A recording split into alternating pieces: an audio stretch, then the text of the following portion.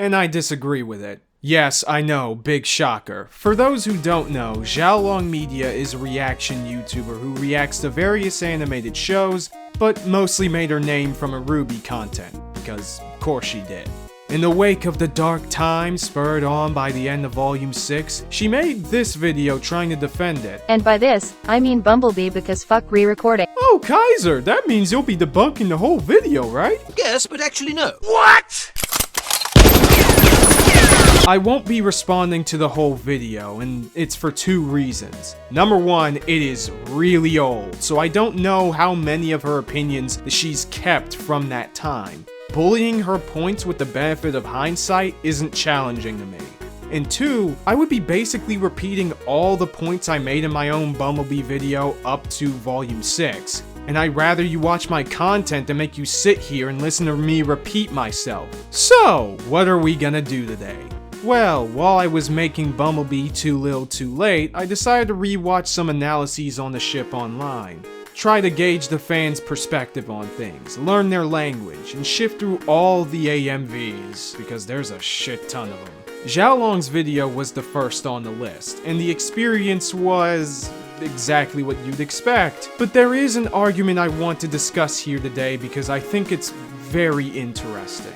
When I saw this moment in retrospect, it kind of rubbed me the wrong way. Hell, it rubbed me the wrong way when it first came out and I watched it. It left me pondering a lot, and now I think it's time to break it down. That said, I need to make myself fucking clear. First off, if you harass this chick, I report you. I am not repeating myself. And secondly, Xiaolong probably doesn't hold this belief anymore, but it's still worth criticizing because this is the most revealing part of the video to me. And it also keeps the noises in my head away, but let's not talk about it. Anyway, let's get started.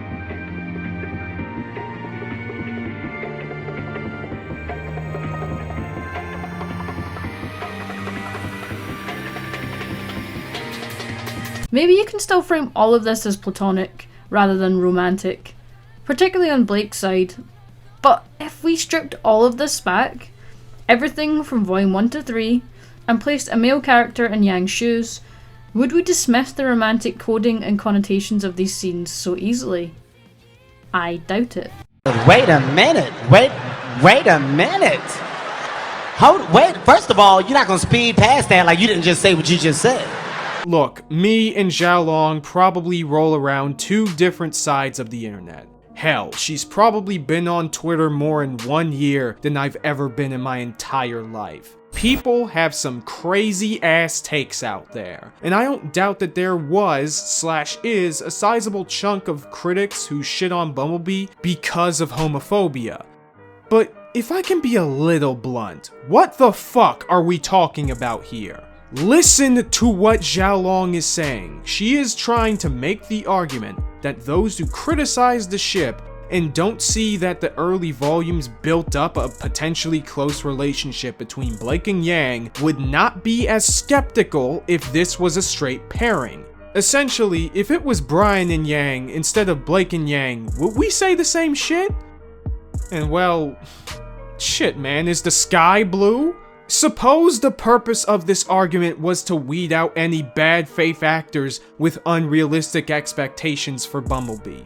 In that case, this is the worst way to go about it, because that is an expectation that barely even exists. I mean, imagine if I freaking said this shit in my own Bumblebee video. If I said something like, Bumblebee fans give so much clout and jerk this ship off because they're so starved for LGBT content, or they put it up to a standard that they don't hold to other series or other romances.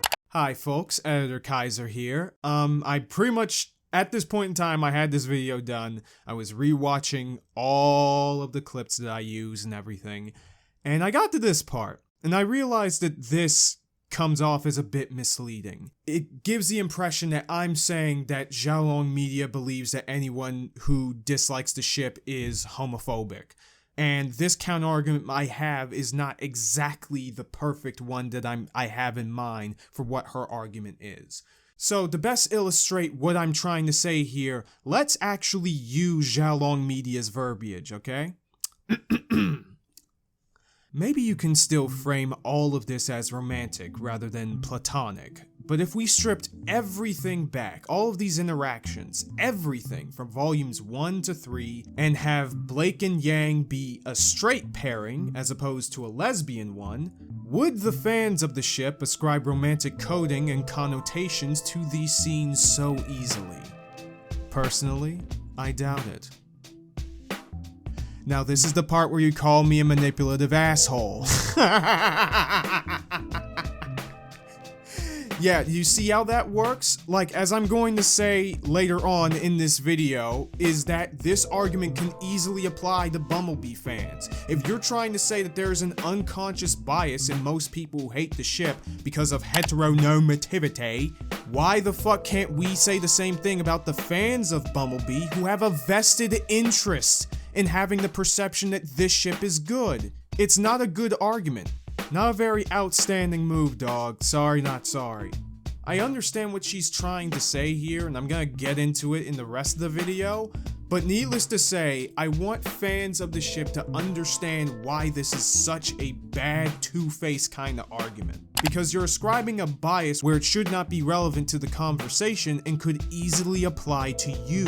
All of this, by the way, could be easily solved by just attacking the specific arguments against the ship being bad and just sticking with that. But, you know, Volume 6 is a hell of a drug, I getcha. That shit is not my business. I don't know what the fuck you believe, and I'm not gonna make accusations without evidence. The silver bullet to this whole argument is only 2 words: Sakura and Sasuke. People hated this, even though it was dragged out for longer than Bumblebee. In fact, it has a lot of similarities in terms of what to criticize. One or both halves of the pairing have very little reason to be so affectionate to their partner so early on. During the first part of the story, they had very little interactions, and then during the mid portion of the series, they spent a large portion separated from one another without even contributing to each other's development. Then they disregard other character interactions in favor of moments that cater to each other. And the bad pacing. You get the picture. This is about a pairing that was established in the story 2 decades ago, and it's still the textbook example of what not to do in a shonen romance, much less any romance in general. You say Sakura's name and you will have thousands, if not millions, of geeks, nerds, and weebs collectively unite in a single groan. To the point where a significant portion of people straight up wishes Naruto and Sasuke were gay for each other, because there's an actual well thought out connection between them there and not with the chicks they have babies with. And guess what? Many of these people are probably also RWBY fans or even RWBY critics. Statistically, that makes sense, since RWBY is a niche product, given how people came to RWBY partially because of its anime inspirations. And that is not even covering the many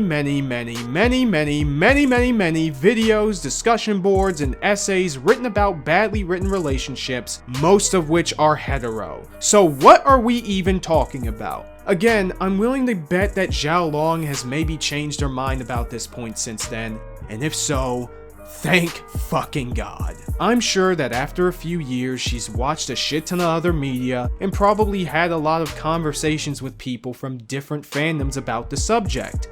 That's a good thing. It just kinda baffles me how she had gotten to this conclusion in the first place. I mean, the lady can't be that much older than I am. Do you remember the dumpster fire that was Donatello x April in Ninja Turtles 2012? Because I was. Do unconscious biases exist? Sure. Are there ways that such things can be identified and pointed out? Yes. But you gotta have the facts with you to make those assumptions. Anything less just gets into armchair psychologist territory, and that's a place no one wants to be in. Seriously, imagine if I said the exact same thing in reverse, and you can understand how low-key insulting that is. At the very least, she should have specified a specific group of critics just to make things less confusing. Like saying, some people that are critical of the ship believe this, or I know that they do not have this kind of expectation of the ship with other media.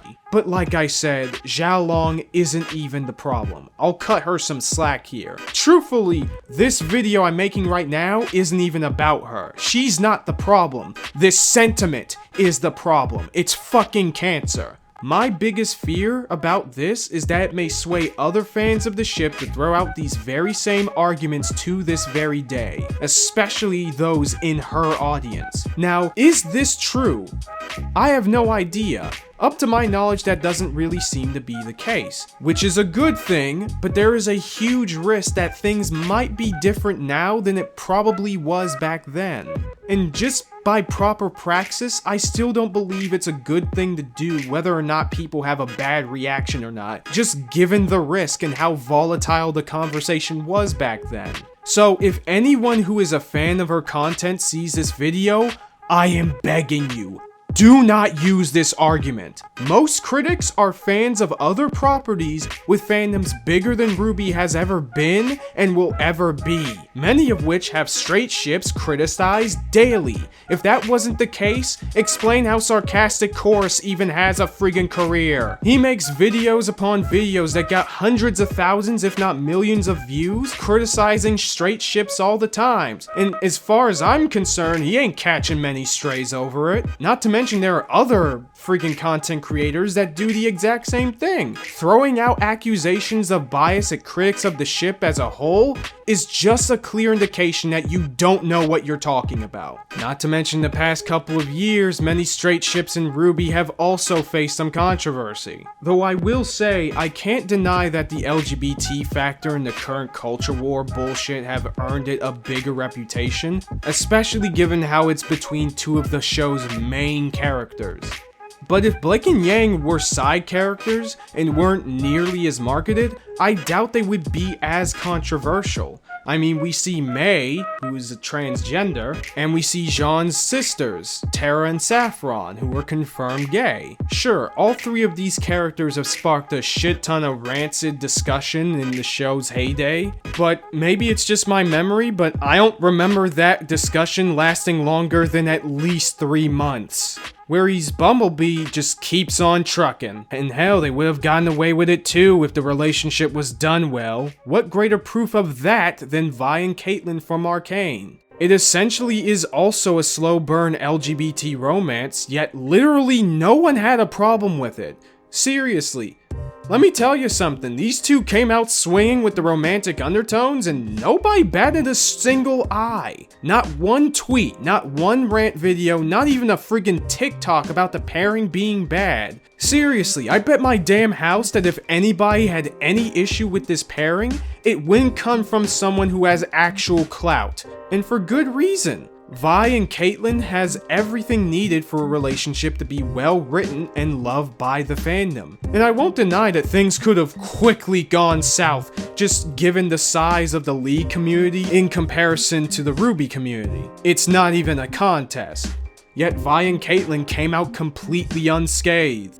I'm sure it probably has its haters on Reddit or 4chan or something, but we don't see flame wars with that like I see with Bumblebee. That just doesn't happen. And of course, most RWBY critics have sung nothing but praise about it and Arcane as a whole. And on the slightest pubic-haired sized chance that some people might have a problem with it, here's a little secret, people. Sometimes the people are Maverick! As I said before, unconscious biases based on sexuality are a thing. Kinda comes with the territory when 80% of the world is straight. The question is, where does the bias end and the analysis begin? And if it depends on the person, which is the correct answer by the way, then it's pretty stupid to ascribe some vague level of bias towards critics of the ship, ain't it? I mean, let's be real here. Sometimes shit ain't that deep. Sometimes people get things wrong because of a lack of media literacy, or, and here's the crazy idea, y'all may want to sit down for this one, maybe the story didn't do a good job. And given how other similar ships have been recently treated in wider fandoms and shit, history has proven that it's probably the latter. If there are specific people who are toxic or misleading and bias would be the only answer, you kinda gotta prove that, especially if you're a content creator. Don't just throw it out there expecting people to believe you. We shouldn't believe anyone making big statements about a community just because we don't like that community. If you assume the people you don't agree with have some unquantifiable amount of bias, what's the point of discussing the disagreement or showing the truth? Sounds like a recipe for conflict to me, which runs counter to the point of Xiaolong's video, which is to share the fans' perspective. Say what you want about me, but I practice what I preach. Every time I clap at the fandom, I bring receipts. I don't just say, man, this fandom be wildin', and expect you guys to believe me. Otherwise, I don't say shit about them because all that ever does is poison the well. This is why I hope that most Bumblebee fans aren't as crazy as people make them out to be. Because most people in fandoms are probably just normal guys just trying to enjoy the shit they like or criticize what they watch. And that is perfectly fine. But doing shit like what Xiaolong did in this video is like mercury to that well.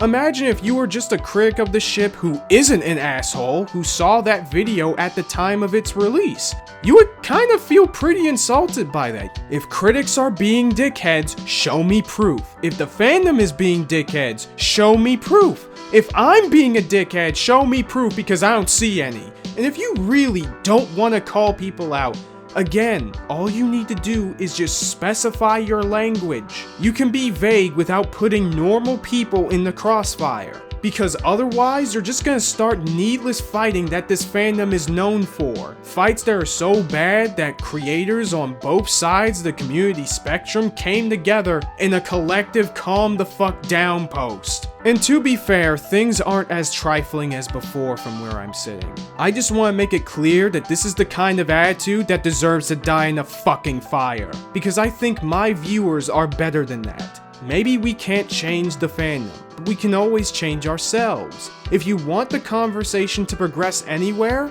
don't go into it expecting liars and hypocrites. Don't accuse people of biases that are nearly impossible to prove. People are more complicated than that. And if you do have reasons to disbelieve them, prove it! Honestly, this whole situation reminds me of South Park. If freaking South Park can give fucking Kathleen Kennedy the benefit of the doubt in the same fart as how they make fun of her and Disney, maybe we can throw the bees some slack too. Just saying. Whether or not you think Bumblebee or even Ruby is good, it's not worth starting beef with people before you even know them. Period.